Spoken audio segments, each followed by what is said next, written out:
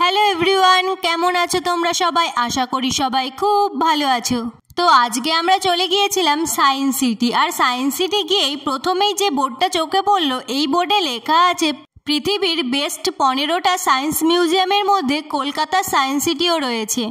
আরও কিছুটা এগিয়ে গেলে দেখা যাবে সায়েন্স সিটির সেই বিখ্যাত কলটা, যেই কল দিয়ে সারাক্ষণ জল পড়তেই থাকে, জল কখনো বন্ধই হয় না। আরও কিছুটা এগিয়ে গেলে রয়েছে টিকিট কাউন্টার। আর টিকিট কাউন্টারে ঢোকার আগে দেখলাম সায়েন্স সিটিতে কিছু কাজ চলছে, জানি না কি হচ্ছে। টিকিট কাউন্টারের বাইরে একটা বোর্ড দেওয়া আছে, আর ওই বোর্ডে তোমরা দেখে নিতে পারবে যে সায়েন্স সিটির ভেতরে গিয়ে তোমরা কি কি দেখতে পাবে। আরও একটা বোর্ড দেওয়া আছে যেখানে তোমরা সমস্ত টিকিটের মূল্য দেখে নিতে পারবে।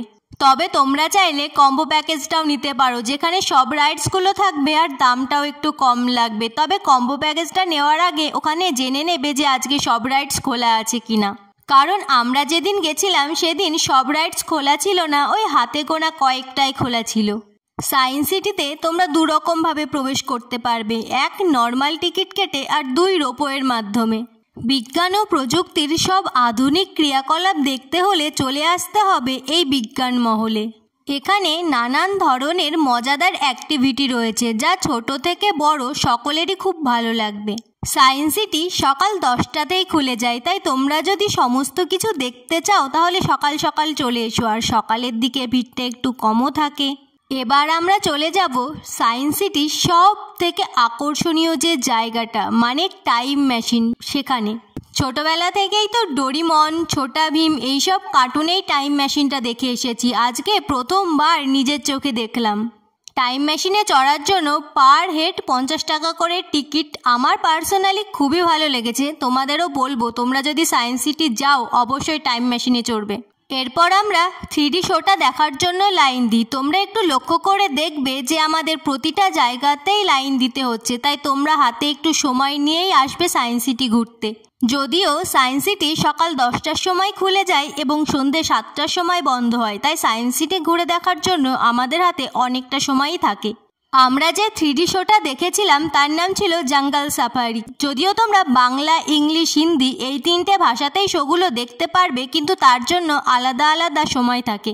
ভারত কি কি সায়েন্স প্রজেক্ট করেছে সেগুলো এখানে দেওয়া আছে, তোমরা ক্লিক করে দেখে নিতে পারবে। আর এই দেখো, এখানে নানান ধরনের মজাদার আয়না রয়েছে, যেগুলোর সাথে খেলতে, ছবি তুলতে আমার তো বেশ মজা লাগছিল। আর শুধু আমার বললে বলাটা একটু ভুলই হবে, কারণ ওখানে যারা যারা ছিল সবাই বেশ মজা পাচ্ছিল। আর এই 4টে আয়না, এই 4টে আয়নায় দেখা যাচ্ছিল আমি বেটে হলে আমাকে কেমন দেখতে লাগতো, আমি মোটা হলে আমাকে কেমন দেখতে লাগতো, বা আমি পাতলা হলে আমাকে কেমন দেখতে লাগতো।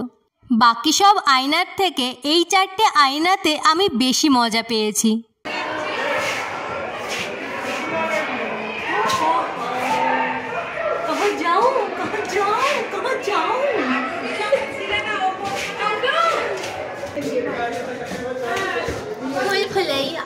এই ভুলভুলাইয়াতে ঢুকে তো আর বেরোনোর রাস্তায় পাচ্ছিলাম না, অনেকক্ষণ ঘোরাঘুরির পর তারপর বেরোতে পারি। এরপর আমরা যেখানে গিয়েছিলাম সেখানে সায়েন্সের নানান রকম অ্যাক্টিভিটিস রয়েছে, আর কোনটা কিভাবে করতে হবে বা কেন হচ্ছে সেটা ওখানে লেখা ছিল। যদিও বেশিরভাগ জিনিসই আমার এই মোটা মাথার ওপর দিয়ে যাচ্ছিল, তাই আমি চলে যাই এই পিয়ানোটার কাছে, যেটার ওপর দিয়ে হাঁটলেই নানান ধরনের সুর শোনা যাবে।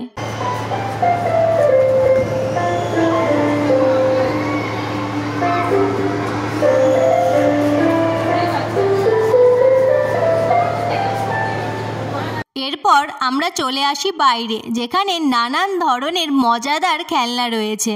এগুলো সাধারণত বাচ্চাদের জন্যই তৈরি, কিন্তু আমাদেরও মন চেয়েছিল একটু উঠতে, তাই আমরা উঠে পড়েছিলাম। আর ওদের সাথে আমার ওয়েট ম্যাচ না করায় ওরা এইভাবে আমার মজা ওড়াচ্ছিল। তোমরা চাইলে রোপওয়ের মাধ্যমেও সায়েন্স সিটি থেকে বাইরে আসতে পারবে, কিন্তু রোপওয়ে সন্ধ্যে 6টার সময় বন্ধ হয়ে যায়। আমরা ভেবেছিলাম রোপওয়ে করে আমরা সায়েন্স সিটি থেকে বাইরে বেরোবো, তাই 6টার আগেই আমরা চলে গিয়েছিলাম রোপওয়ের ওখানে টিকিট কাটতে। পুরো সায়েন্স সিটিটাই রোপওয়ে থেকে দেখা যায়, আর সেই দৃশ্যটা ছিল অপূর্ব সুন্দর। রোপওয়ের টিকিট মূল্য ছিল পার হেড 75 টাকা। তোমরা যদি কখনো সায়েন্স সিটি না গিয়ে থাকো তাহলে অবশ্যই একবার সায়েন্স সিটি গিয়ে ঘুরে এসো। বিশেষ করে বাচ্চাদের সায়েন্স সিটি নিয়ে গেলে সেখানে শিক্ষণীয় অনেক রকম জিনিস রয়েছে। আজকে এতটুকুই, আজ তবে আসি, দেখা হচ্ছে অন্য কোনো ভিডিওতে। ভিডিওটা কেমন লাগলো সেটা অবশ্যই কমেন্ট করে জানাবে, আর ভিডিওটা ভালো লাগলে একটা লাইক করে পাশে থাকবে।